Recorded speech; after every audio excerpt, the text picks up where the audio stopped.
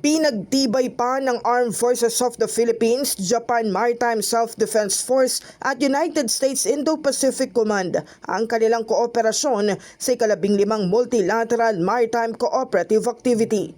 Isinagawa ito mula February 20 hanggang February 26 ngayong taon. Sa unang pagkakataon ay umabot na sa norte ang MMCA.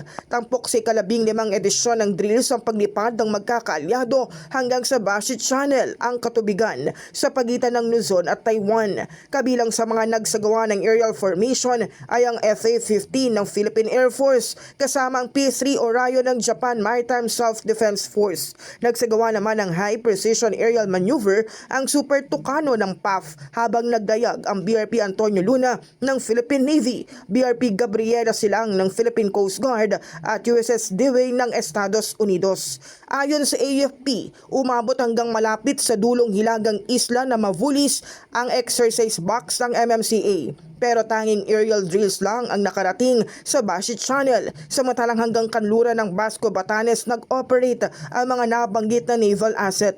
Maliban sa joint flight at sail, sinubukan din ng BRP Antonio Luna ang gunnery nito at nagpaputok bilang paghahanda sa anilay realistic maritime conditions. Binigyang diin ng AFP na lahat ng pagsasanay na nabanggit ay nasa loob ng exclusive economic zone at airspace ng bansa. In the heart of changing lives, ako si Brigada Kath Austria ng 105.1 Brigada News FM Manila, the Music and News Authority.